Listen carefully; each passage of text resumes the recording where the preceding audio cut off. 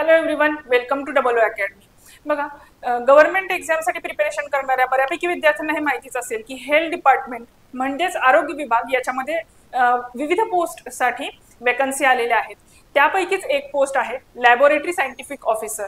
तर या व्हिडिओमध्ये लॅबोरेटरी सायंटिफिक ऑफिसर बनण्यासाठी कोणतं एज्युकेशनल क्वालिफिकेशन रिक्वायर्ड आहे, तुमची कोणती डिग्री असणं गरजेचं आहे, तुमचं एज लिमिट किती असेल, त्यानंतर तुम्हाला सॅलरी किती मिळणार आहे, सिलेबस कोणत्या प्रकारचा असणार आहे, याबद्दल डिटेल इन्फॉर्मेशन आपण बघणार आहोत.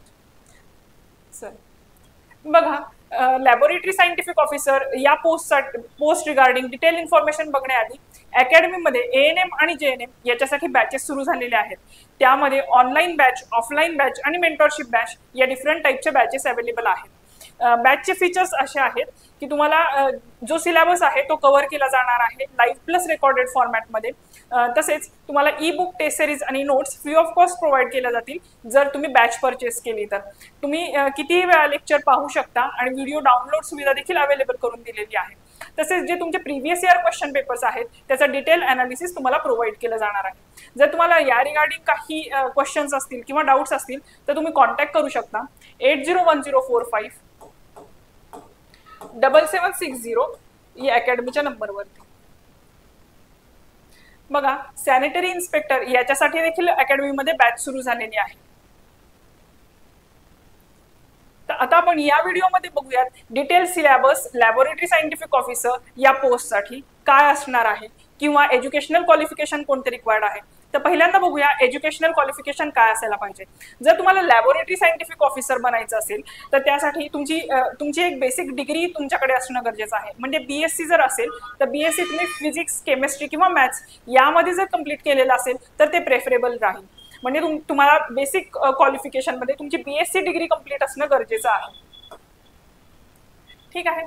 बघा, ही पोस्ट जर तुमचं जर या पोस्टसाठी सिलेक्शन झालं तर तुम्हाला सॅलरी किती भेटणार आहे.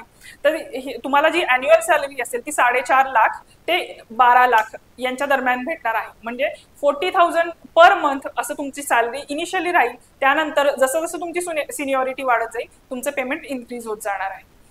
ठीक आहे. आणि एज लिमिट काय असणार आहे या पोस्टसाठी, तर 18 to 35 इयर्स असं एज लिमिट आहे. बाकी OBC, SC आणि ST या कॅटेगरीमधून फॉर्म भरणाऱ्या विद्यार्थ्यांसाठी एज रिलॅक्सेशन क्रायटेरिया अप्लाय केलेला आहे. ठीक आहे.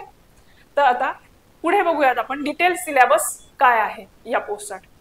तर बघा, या एक्झाममध्ये डिटेल सिलेबसमध्ये नॉन टेक्निकल आणि टेक्निकल असे 2 पार्ट आहेत. नॉन टेक्निकलमध्ये इंग्लिश, मराठी, जनरल नॉलेज आणि लॉजिकल ॲबिलिटी अशा टाईपचे सब्जेक्ट इन्व्हॉल्व आहेत. मग इंग्लिशमध्ये कशा टाईपचे क्वेश्चन असतात, तर इंग्लिशमध्ये इंग्लिश ग्रामर असेल, सिनॉनिम्स असतील, अँटॉनिम्स असतील, एरर डिटेक्शन असतील, स्पॉटिंग एरर या टाईपचे क्वेश्चन असणार आहेत.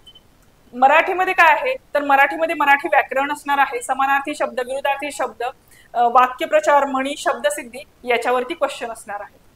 जनरल नॉलेजमध्ये काय असणार आहे, तर जनरल नॉलेजमध्ये सगळ्यात मोस्ट इम्पॉर्टंट टॉपिक कोणता असेल तर तो आहे करंट अफेअर. तर जनरल नॉलेजमध्ये करंट अफेअर असेल, इंडियन पॉलिटी असेल, हिस्ट्री, जॉग्राफी आणि तसेच बेसिक कम्प्युटरवरती देखील क्वेश्चन विचारले जातात. लॉजिकल ॲबिलिटीमध्ये तुमचं मॅथ्स असेल, रिझनिंग असेल, तसेच क्वांटिटेटिव्ह ॲप्टिट्यूड आणि क्वाड्रॅटिक इक्वेशन याच्यावरती क्वेश्चन असणार आहे. आणि पर्टिक्युलरली जे टेक्निकल सब्जेक्ट आहेत ते सब्जेक्ट रिलेटेड नॉलेज या टॉपिकच्या अंडर येतात. तर बघा, त्याच्यामध्ये तुमचं मायक्रोबायोलॉजी, हिमॅटोलॉजी, क्लिनिकल बायोकेमिस्ट्री अशा टाईपचे क्वेश्चन येतात. तर हा होता detail syllabus for post of laboratory scientific officer. तर आता बघा, लॅबोरेटरी सायंटिफिक ऑफिसर या पोस्टसाठी जी एक्झाम कंडक्ट होते त्याच्यासाठी हा होता डिटेल सिलेबस. जर तुम्हाला एक्झामसाठी प्रिपरेशन करायचं असेल तर तुम्हाला ही सिलेबसची लिस्ट फॉलो करावी लागेल.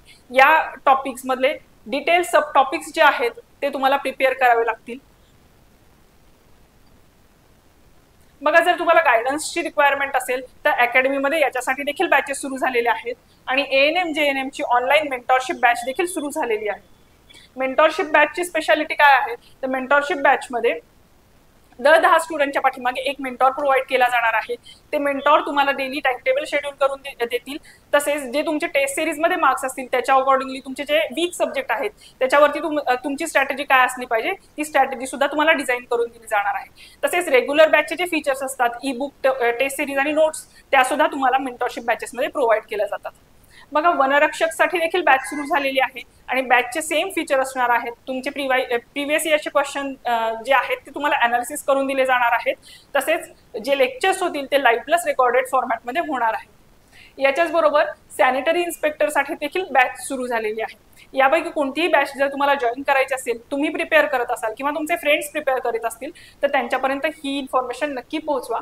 आणि जर तुम्हाला काही डाऊट असतील तर 8010457760 या नंबरवरती कॉन्टॅक्ट करू शकता. ठीक आहे. सो जर तुम्हाला सिलेबस इम्पॉर्टंट वाटत असेल तर तुम्ही शेअर करू शकताय. बाकी थँक्यू.